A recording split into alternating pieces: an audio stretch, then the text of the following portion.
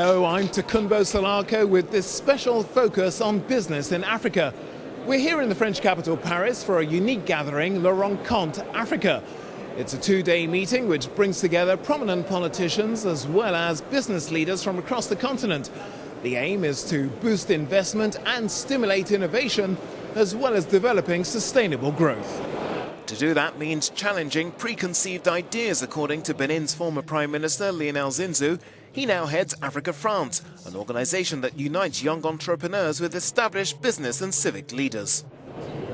There are consumers who have rights, that's completely new. There are people who have the right to choose their leaders, that's completely new. But it's still difficult. But at least there's progress. There's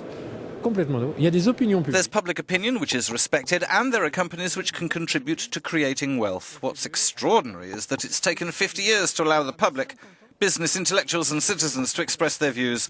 It's incredible. À l'entreprise, aux intellectuels, aux citoyens, c'est incroyable. Sentiment shared by several others at the forum who told me that French and other foreign businesses are now beating a path to make the most of Africa's potential.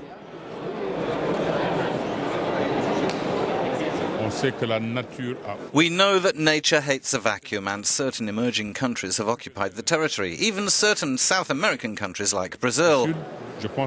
So I think France wants to strengthen, come back, and that seems to me a good idea, especially in today's climate. Today they're all turning towards Africa and saying, we're going to do business there, it's an emerging colossal market. So at last, in my lifetime, I'm seeing this small revolution, this industrial revolution, this new technology revolution which is bringing the rest of the world to Africa, and perhaps will lead to Africa being the engine of global growth. With Africa data-hungry, digital and new technologies were the buzzwords throughout the conference. Ivory Coast is one of many countries keen to diversify its economy by investing in its digital infrastructure. Our objective between 2016 and 2020 is to double our growth from 7 to 15% in relation to technology. We're finalising the installation of 2,000 kilometres of fibre optics in Abidjan that will give us a total of 7,000 kilometres throughout Ivory Coast. That will be completed by the end of next year. And that will allow all companies operating in the country, regardless of where they are, to communicate with Abidjan, other big cities and the rest of the world. Small and medium-sized business owners had several opportunities to meet and share their concerns. Boosting the roles of women in business was a big question which sparked lots of debate. Women make a considerable contribution to business in their countries, but it's often unrecognised. So we need to change our structures. What I'm trying to do in Senegal is accompany women to do that. Some workshops concentrated on how to develop arts and culture across the continent, as new digital innovations are changing consumer habits and making the industry a key sector for growth.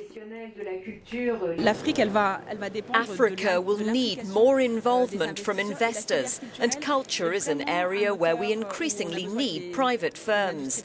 They're the businesses which will equip Africa with fibre optics, satellites, but it's also the young who will develop musical structures for cinema. We need African producers, we need technicians, we need TV channels that can exist and survive.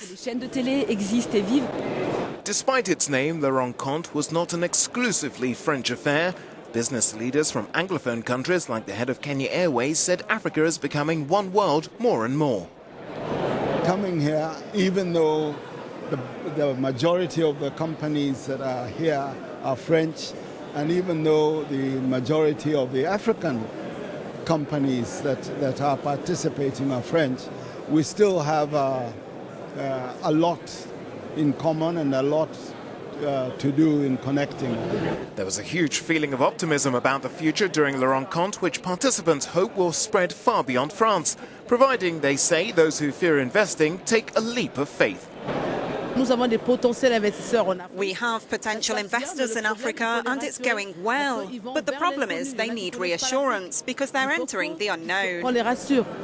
It's not easy to go into Africa because we always hear about sickness, catastrophes and war.